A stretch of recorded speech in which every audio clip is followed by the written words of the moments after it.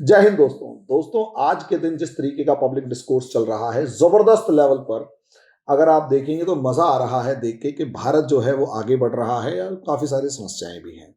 लेकिन ऐसे में लगभग हर तरीके से अगर हम देखें तो हर भारतीय के मुंह पे एक बात जरूर आती है कि हम चाइना से इस समय पर कंपटीशन में हैं। और जब हम ये इस मामले में आते हैं कि हम चाइना से कंपटीशन में है तो देख के बड़ा अच्छा लगता है। ये कॉम्पिटिटिव स्पिरिट एक अच्छी चीज है जिसे अगर समाज सही तरीके से अपना ले तो उस कॉम्पिटिटिव स्पिरिट से बहुत बढ़िया फायदा हो सकता है। कोई भी देश बहुत अच्छा तरक्की कर सकता है, मेरा मानना है। कोई भी मानेगा कि प्रतिस्पर्धा जो है अगर सही दिशा में हो और सही व्यक्ति से हो तो मजा आ जाता है जीवन जीने का। उस प्रतिस्पर्धा के अंदर अगर आप नंबर 2 भी हुए तो बाकी दुनिया के साथ सिर्फ एक से ही पीछे होंगे। तो कम से कम प्रतिस्पर्धा करनी चाहिए।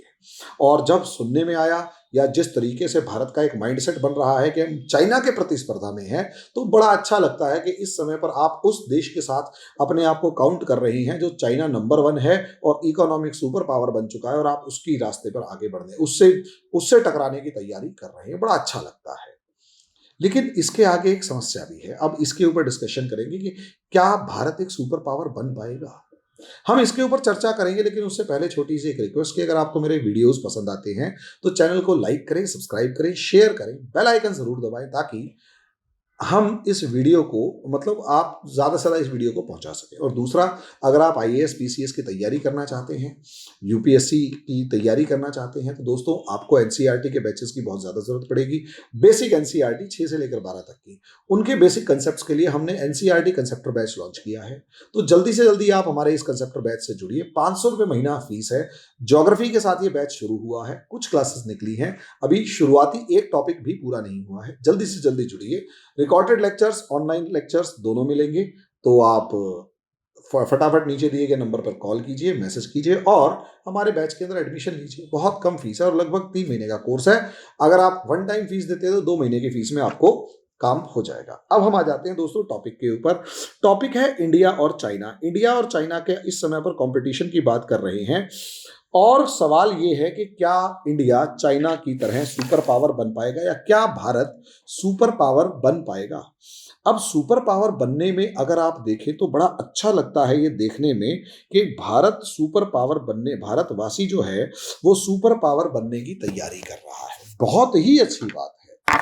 लेकिन सवाल ये है कि भारत अगर सुपर पावर की बात कर रहे हो आप, यदि आप सुपर पावर की बात कर रहे हो कि हाँ आप एक सुपर पावर हो, तो किस फील्ड में सुपर पावर।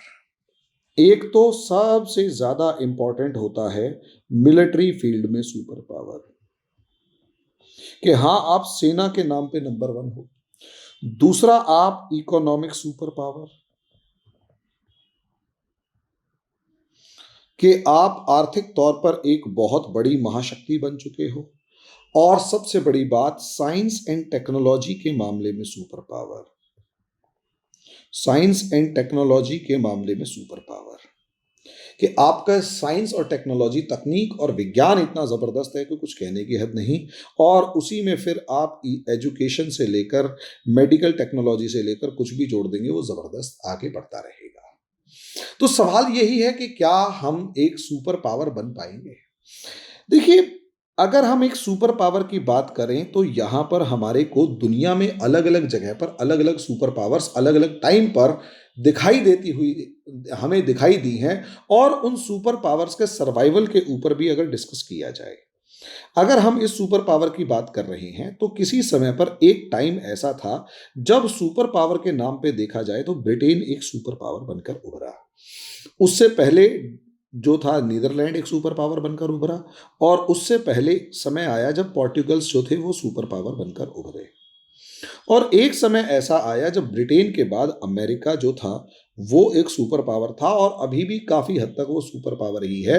और दूसरी तरफ यूएसएसआर, और ये देश वो थे जिनके आधार पर दुनिया जो है वो चारों तरफ इनके ही नीति के अनुसार, इन्हीं को देखते हुए दुनिया अपनी नीति बदलती थी, बनाती थी और पूरी दुनिया की इकोनॉमी से लेकर हर चीज इन्हीं के ऊपर डिपेंडेंट हो गई थी। और आज के दिन अगर हम देखें इसी फील्ड में, तो अमेरिका के साथ साथ अगर आप मैं मोटे तौर पर आप लोगों से बात करूं, तो कहीं ना कहीं यहां पर चाइना भी एक सुपर पावर की फॉर्म में आ चुका है। और जिस तरीके से आगे बढ़ रहा है वो मिलिट्री सुपर पावर से लेकर और दूसरी सुपर पावर की फॉर्म में आगे है। मिलिट्री और इकोनॉमिक दोनों सुपर पावर्स है। अगर हम इन सुपर पावर्स की बात करते हैं, जो नीदरलैंड भी किसी टाइम पर था और आज के दिन अमेरिका है, तो ऐसी पावर्स के बीच में क्या इंडिया जो है वो खड़ा हो पाएगा, मैं इसके ऊपर डिस्कस कर रहा हूं। तो सोचकर देखिए इन सभी सुपर पावर्स का एक कॉमन फैक्टर क्या है। हम लोगों ने अभी लिखा कि मिलिट्री के नाम पर अगर आप देखें तो यूएसएसआर की मिलिट्री अल्टीमेट, एक समय पर ब्रिटेन की नेवल फोर्स के सामने कोई दूसरी नेवल फोर्स टिक नहीं पा रही थी। फ्रांस भी जब सुपर पावर बनकर उभरा तो नेपोलियन से लेकर फ्रांस की आर्मी पूरे यूरोप के अंदर ताकतवर थी सबसे ज्यादा। अगर आप पोर्टुगल उठाकर देखें, जर्मनी सुपर पावर बनकर उभरा तो वो भी, उसकी भी आर्मी जबरदस्त थी। अमेरिका की आर्मी आज भी जबरदस्त है और आज के दिन चाइना भी अपनी सबसे बड़ी आर्मी लेकर घूम रहा है। उसके बाद लेकिन मिलिट्री से सबसे ज्यादा इंपॉर्टेंट जो दो चीजें यहां पर होती हैं वो इंपॉर्टेंट चीजें हैं, इकोनॉमी और साइंस एंड टेक्नोलॉजी।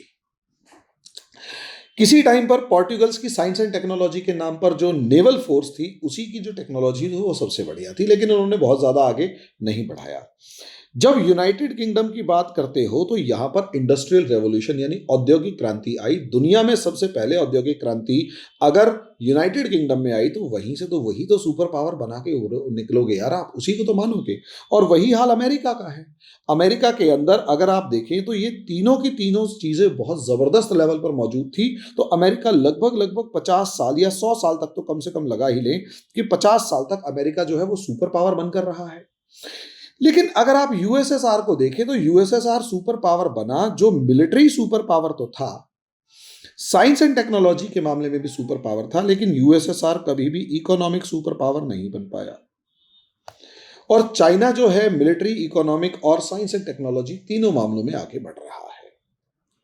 तो क्या ऐसे में भारत इन तीनों चीजों में आगे बढ़ेगा? तो मेरा मानना यह है कि कोई बड़ी बात नहीं है।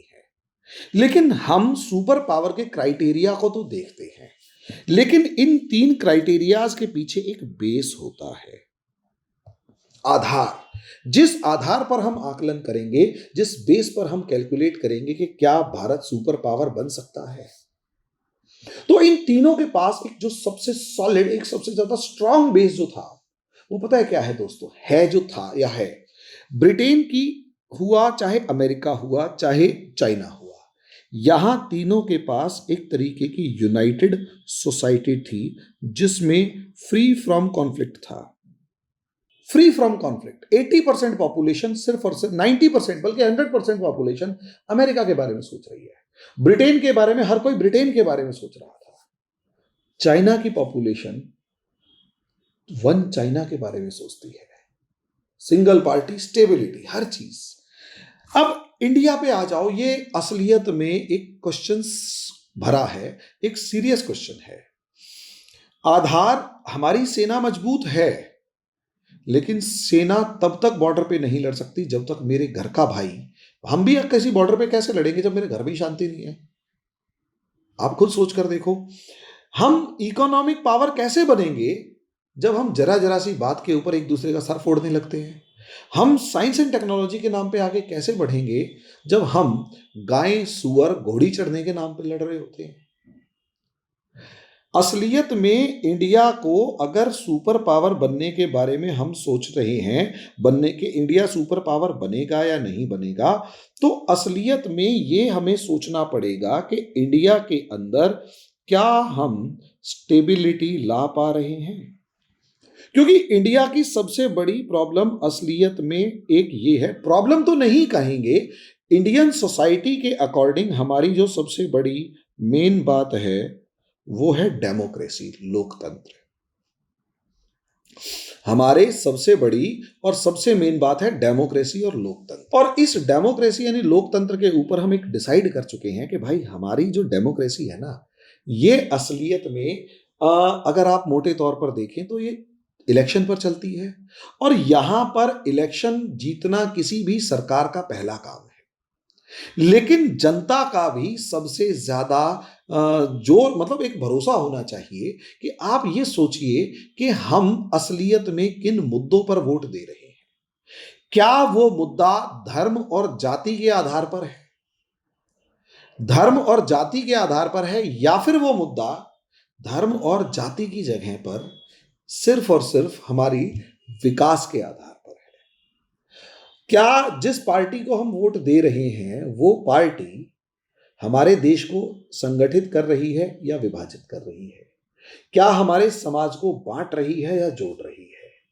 क्या हमारे ऊपर धर्म संसद द्वारा उगले गए जहर का कोई असर है, या क्या हमारे ऊपर ओवैसी द्वारा दी गई धमकी या जहर का कोई असर है?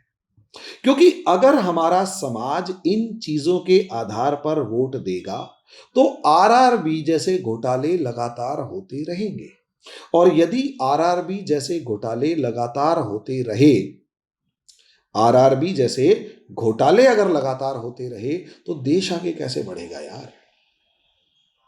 आरआरबी का घोटाला है, और वो घोटाले इसलिए हो रहे हैं क्योंकि नेता जिम्मेदार नहीं है तुम्हारे लिए। नेता ने तुम्हारी जाति के नाम पे वोट दिया था, जाति के नाम पे काम कर दिए, उसने 2 4 10 रिजर्वेशन दे दी। अब वो रिजर्वेशन के लिए उसने ये थोड़ा ना गारंटी कही थी कि रिजर्वेशन में सीट दे देंगे, सीट देने से पहले वो घोटाला कर गया। तो हमारा समाज जब तक इस जाति, इस धर्म, इस क्षेत्र, भाषा के नाम पर बटा रहेगा, और जब तक हमारा समाज इंडियन बनकर नहीं बात करेगा, पहली और आखिरी पहचान इंडियन नहीं रखेगा, तब तक आप सुपर पावर तो क्या, मतलब कोई भी पावर नहीं बन पाओगे। वो बस इतना रहेगा कि आपके यहां इंडस्ट्रीज डेवलप होंगी, जिस दिन सोशल कॉन्फ्लिक्ट बढ़ेगा उन्हीं इंडस्ट्रीज को आग लगा देंगे और सब बर्बाद कर देंगे। जिस दिन सुपर पावर बनेंगे उन्हीं इंडस्ट्रीज को आग लगाएंगे और सब बर्बाद कर देंगे। उन इंडस्ट्रीज को हमारे लड़के काम करते हुए नहीं दिखाई देंगे, इंडस्ट्रीज को भाई नमाज के नाम पे लड़ते रहेंगे। मतलब सोच के देखिए, हमारा समाज गुड़गांव में इसलिए लड़ रहा है कि मैं यहीं नमाज पढ़ूंगा, और दूसरा कह रहा है मैं यहां नहीं पढ़ने दूंगा। जो कह रहा है कि मैं यहीं नमाज पढ़ूंगा, उसको सोचना चाहिए कि भाई व्यवस्था खराब हो रही है। जो ये कह रहा है कि मैं तो यहां नमाज नहीं पढ़ने दूंगा, वो ये कह रहा है, वो उसको ये सोचना चाहिए कि यार अगर इसको एक दिन पढ़ने हो रहा है तो कोई व्यवस्था भी समस्या ना हो और ये भी नमाज पढ़ ले। लेकिन असलियत में समाज में ये जो नैरो माइंडेड गधे होते हैं ना, जो जरा जरा सी बात में एक दूसरे के साथ लड़ना शुरू कर देते हैं। अब जैसे राजस्थान में बैठा हूं तो यहाँ सबसे ज्यादा मेरे को प्रभावित करने वाला मुद्दा है कि घोड़ी पे चढ़ने का मामला, कि समाज में एक वर्ग हमेशा ऐसा होता है जो घोड़ी चढ़ने, दूसरे समाज को घोड़ी चढ़ने नहीं देता। अबे यार, दुनिया तो चांद पे जा चुकी है, मंगल की बात कर रही है, वीनस की बात कर रही है, दुनिया के नए ग्रह ढूंढे जा रहे हैं, और हम अभी इसी चीज पे लड़ रहे हैं कि घोड़ी के ऊपर मैं चढ़ूंगा या तू चढ़ेगा। हम लोग अभी गाय और सूअर पे लड़ रहे हैं, और हमारे ये मामले सेटल ही नहीं हुए हैं। और मजे की बात, हमारे जो नेता हैं ये इन मामलों को सेटल करना ही नहीं चाहते, और हम सपने देख रहे हैं, या हमारी जनता सपने देख रही है कि सुपर पावर बनेंगे। अपने दिल से पूछ कर देखो, आपके घर में अगर लड़ाई है तो क्या बच्चा पढ़ पाएगा? आपके घर में अगर लड़ाई है तो क्या आप तरक्की कर पाओगे? जब आपके घर में लड़ाई की वजह से आप तरक्की नहीं कर पाओगे, तो देश के अंदर लड़ाई के चलते, देश के अंदर सामाजिक विभाजन के चलते क्या आपका देश सुपर पावर बन पाएगा? और क्या आप ऐसा कहला पाओगे कि आप दुनिया के सबसे महान प्रजाति हैं, या आप सबसे महान लोग हैं, या आपका देश सबसे महान है? जो भी आप बात करते हैं ना, उसमें महान थे, हैं नहीं। महाराणा प्रताप थे, आप में कोई महाराणा प्रताप नहीं है। भगत सिंह थे, आप में भगत सिंह नहीं है। हां, गांधी थे, आप में गांधी नहीं है। जिस भी महान नाम का, महान इंसान का, महान व्यक्तित्व का नाम लेंगे, वो सारे थे। और आप अपने दिल से पूछिए, क्या आप इन सिद्धांतों पर चल रहे हैं? और चल ही नहीं रहे तो महानता के गीत गाते रहो भाई, कुछ होना जाना तो है नहीं, गीत ही गीत है बस। तो ऐसी परिस्थिति में सपने देखना छोड़िए, पहले अपने देश को अपनी गिरबान में झांक कर देखिए, और ये देखिए कि क्या हमारा देश सुपर पावर बनने लायक है। और अगर वो नहीं है ना, तो बेफालतू के झांसे में रहने की जगह आप केवल एक काम करें, अपने समाज को सुधारने की कोशिश करें। चीन से कंपटीशन अच्छा है, लेकिन समाज का खोखलापन अगर रहेगा तो आप जीवन में कभी आगे नहीं बढ़ पाएंगे। और दूसरे देश आपके इसी विभाजन का पहले भी फायदा उठाते रहे थे, आज भी फायदा उठा रहे हैं। इसलिए सबसे पहले मैं जिस चीज का प्रयास कर रहा हूं वो ये है कि हमारा देश एकता हो, बद्ध होकर, एक होकर खड़ा हो। अब इसमें आप कितना साथ देते हैं ये वक्त बताएगा। आप मेरे चैनल को लाइक, सब्सक्राइब, शेयर करेंगे, मेरे वीडियोस को लोगों तक पहुंचाएंगे, तो उम्मीद करता हूं कि कुछ रिस्पॉन्स जो मैं प्रयास कर रहा हूं उसमें रिस्पॉन्स अच्छा मिलेगा। अभी के लिए इतना ही। धन्यवाद।